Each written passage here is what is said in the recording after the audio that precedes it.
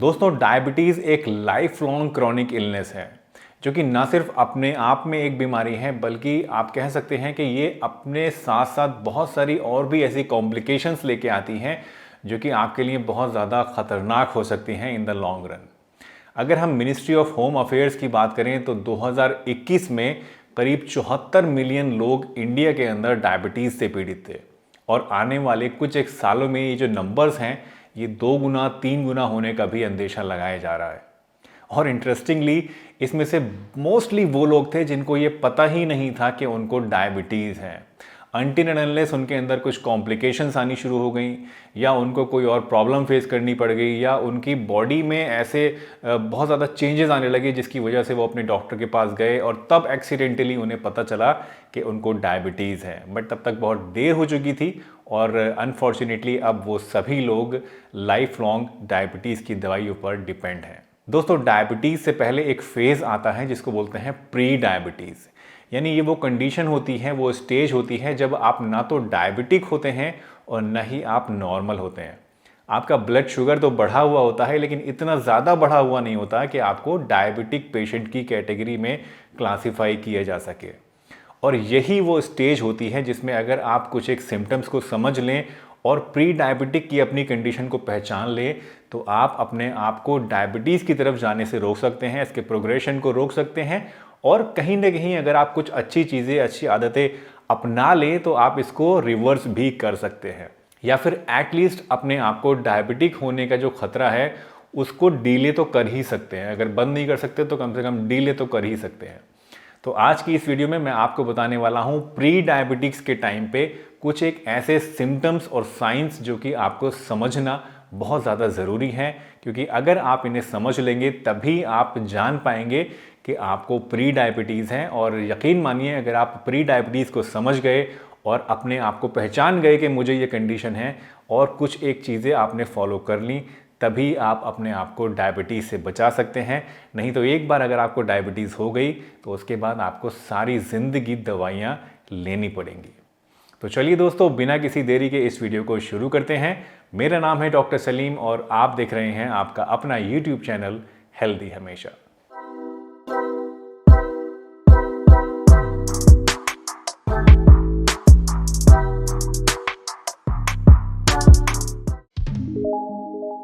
दोस्तों, pre diabetes के लक्षणों को समझने से पहले हम ये समझ लेते हैं कि प्री डायबिटीज़ एक्चुअली होता क्या है और आपको कैसे पता लगेगा कि आपको प्री डायबिटीज़ है या आप कैसे अपने आप को क्लासीफाई करेंगे प्री डायबिटीज़ में।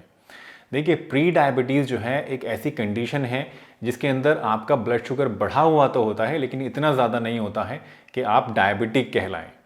अगर आपका जो ब्लड शुगर है वो 100 और 125 के बीच में रहता है, फास्टिंग ब्लड शुगर की मैं यहाँ बात कर रहा हूँ, क्योंकि प्री डायबिटीज़ में फास्टिंग ब्लड शुगर ही मेन कैरेक्टरिस्टिक फीचर होता है। इसी के बेस पे डिसाइड किया जाता है कि आपको प्री डायबिटीज़ है या नहीं है। या फिर दूसरी चीज़ जिसके बेस पे हम प्री डायबिटीज़ को डिस्टिंग्विश कर सकते हैं वो है HbA1c, यानी 3 महीने का जो एवरेज ब्लड शुगर होता है उसको अगर हमें नापना है तो वो होता है HbA1c का टेस्ट। तो अगर आपका फास्टिंग ब्लड शुगर 100 और 125 के बीच में रहता है over the period of time तो आप प्री डायबिटीज़ की कैटेगरी में आते हैं। या फिर अगर आपका जो HbA1c है जो कि 3 महीने का मार्कर आपने चेक कराया और वो आपका 5.7 से लेके 6.4 के बीच में आता है तो आप कहलाएंगे प्री डायबिटिक। प्री डायबिटीज़ के केस में क्या होता है कि हमारी बॉडी के अंदर जो पैनक्रियाज है, पैनक्रियाज वो ऑर्गन होता है यहाँ पर जो कि इंसुलिन को सिक्रीट करता है। अब इंसुलिन जो है वो हार्मोन है जो कि हमारी ब्लड शुगर को, जो खून के अंदर एक्सेस ब्लड शुगर होती है, उसको खींच कर लेके जाता है हमारी सेल्स के अंदर, हमारी मसल्स के अंदर, जिसकी वजह से हमारा जो ब्लड शुगर है वो कम हो सके। तो प्री डायबिटीज़ के केस में क्या होता है कि हमारा पैनक्रियाज इंसुलिन को तो पूरी मात्रा में बनाता है लेकिन हमारी जो सेल्स हैं, यानी जिन सेल्स के अंदर ये शुगर जाना है, उन सेल्स के अंदर रेजिस्टेंस पैदा हो जाता है इंसुलिन के लिए और इसकी वजह से इंसुलिन उतना असर नहीं दिखा पाता है और शुगर को अंदर नहीं लेके जा पाता है सेल्स के, जिसकी वजह से ब्लड शुगर बढ़नी शुरू हो जाती है। तो ये तो वो कंडीशन है जिसको हम बोलते हैं प्री डायबिटीज़। अब जान लेते हैं कि प्री डायबिटीज़ होने की वजह क्या होती है, किस कारण से आपको प्री डायबिटीज़ होता है। दोस्तों, हमारी बॉडी के अंदर जो नॉर्मल फास्टिंग ब्लड शुगर होती है वो होती है 80। इस 80 का क्या मतलब है? 80 का मतलब ये है कि अगर मान लीजिए आप खाएं 1 चम्मच शुगर और उसके साथ आप और कोई भी कार्बोहाइड्रेट ना लें और आपकी बॉडी के अंदर कोई इंसुलिन भी ना हो और कुछ भी ना हो, तो 1 चम्मच शुगर खाने से आपकी जो ब्लड शुगर हो जाएगी वो 80 हो जाएगी। यानी 80 blood sugar is equal to 1 चम्मच शुगर। अब होता क्या है, हम दिन भर में करीब 30 से 35 चम्मच तक शुगर खाते हैं। अब ये 35 या 30 जो चम्मच मैं बता रहा हूँ, ये सिर्फ मीठी शुगर नहीं है, वाइट शुगर नहीं है। जो भी हम कार्बोहाइड्रेट्स लेते हैं वो अल्टीमेटली हमारी बॉडी में जाके शुगर में ही कन्वर्ट होते हैं। तो उन सबको अगर हम मिलाएं तो एक इंसान एक दिन में करीब 30 से 35 चम्मच तक शुगर लेता है। अब 30 से 35 चम्मच अगर हम शुगर ले रहे हैं और हमारी ब्लड शुगर 80 रह रही है, तो ऐसा कैसे पॉसिबल है? क्योंकि अगर 1 चम्मच का मतलब 80 था, तो 30 से 35 का मतलब तो बहुत ज़्यादा होना चाहिए।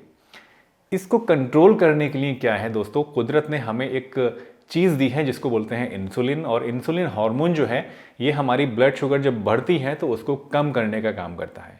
अब कम कैसे करता है? ये हमारी ब्लड शुगर को लेता है और हमारी बॉडी की अलग अलग सेल्स के अंदर धकेल देता है। यानी आप ऐसा समझ लीजिए कि एक भीड़ है, एक मॉब है या कोई जुलूस जा रहा है और उसको रोकने के लिए, उसको ख़त्म करने के लिए गली में से पुलिस ने लाठियाँ भाजनी शुरू करी और वो लोग जो है वो अपने अपने घरों में घुस गए और रोड खाली हो गया। यही काम करती है पुलिस वाला जो काम है, ये करती है इंसुलिन। यानी ये जो भीड़ है शुगर की, इसको तितर बितर करके लाठी बजा के अपने अपने घर के अंदर भेज देती है, जिसकी वजह से जो हमारे ब्लड वेसल्स होते हैं, हमारा खून होता है, वो साफ़ हो जाता है, उसमें से शुगर कम हो जाती है। अब होता क्या है कि जब हम ज़्यादा शुगर लेनी शुरू कर देते हैं तो उसको कम करने के लिए हमारा जो पैनक्रियाज है, जहाँ से इंसुलिन निकलती है, वो इंसुलिन को भी बढ़ाना शुरू कर देता है ताकि जो शुगर है वो कम हो जाए। शुगर हमारी बॉडी के लिए दोस्तों एक बहुत बड़ा टॉक्सिक चीज़ होती है जिसको हमारी बॉडी किसी भी कीमत पे कम करना चाहती है। तो जब शुगर बढ़ती है तो हमारी बॉडी में जो पैनक्रियाज है वो इंसुलिन बढ़ाना शुरू कर देता है, जिसकी वजह से शुगर नॉर्मल होने शुरू हो जाती है। बट आप ये जान के भी हैरान हो जाएंगे दोस्तों कि इंसुलिन भी हमारी बॉडी के लिए कहीं ना कहीं टॉक्सिक होती है।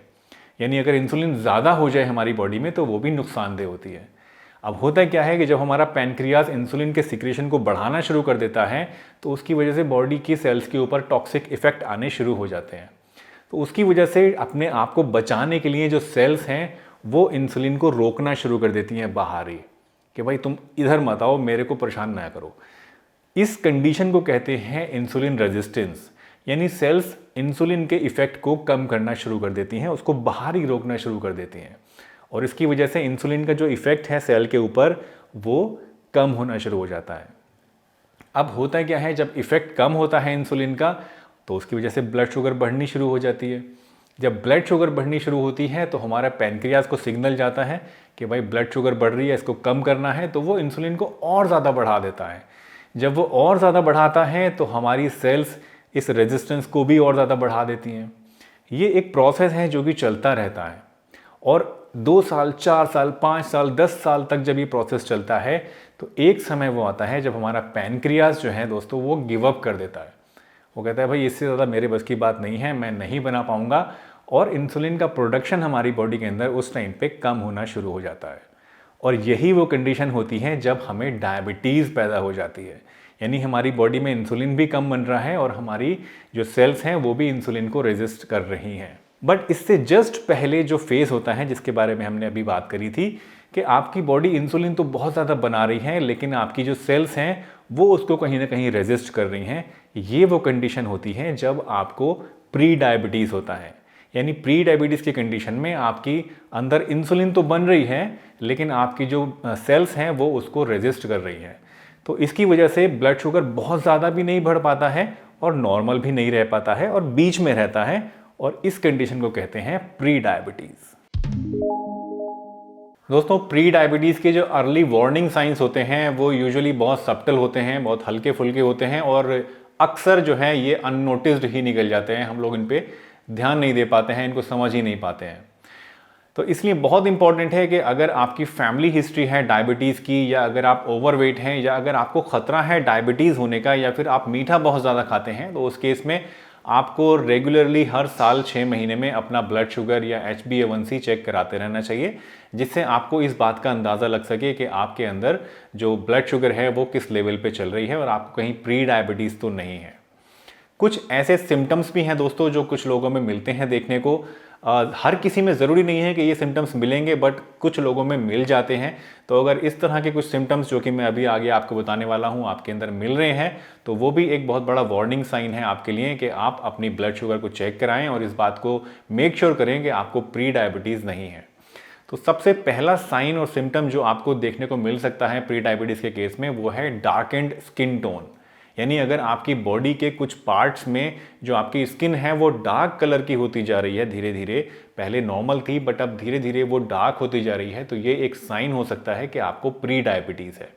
स्पेशली अगर आपकी एक्सिला में यानी बगल में अगर आपकी जो स्किन है वो डार्क हो रही है, अगर आपकी एल्बो की स्किन जो है वो डार्क होने लगी है, अगर आपके नकल्स डार्क होने लगे हैं, अगर आपकी जो नीज़ हैं वो डार्क होने लगे हैं या एंकल डार्क होने लगे हैं, तो ये वो स्पेसिफिक कुछ ऐसे पॉइंट्स होते हैं जो कि इशारा करते हैं प्री डायबिटीज़ की तरफ। इसके साथ साथ अगर आपको बहुत ज़्यादा वीकनेस फील हो रही है और उस वीकनेस का कोई रीज़न आपको समझ में नहीं आ रहा है, आप डाइट भी अच्छी ले रहे हैं, सब कुछ आप खाते पीते भी हैं और आपको कोई बीमारी भी नहीं है, बट स्टिल आपको कमज़ोरी और थकावट हर टाइम महसूस होती है, थोड़ा बहुत चलने फिरने से आप थक जाते हैं, तो ये भी एक वार्निंग साइन हो सकता है कि आपके अंदर डायबिटीज़ है या फिर प्री डायबिटीज़ है।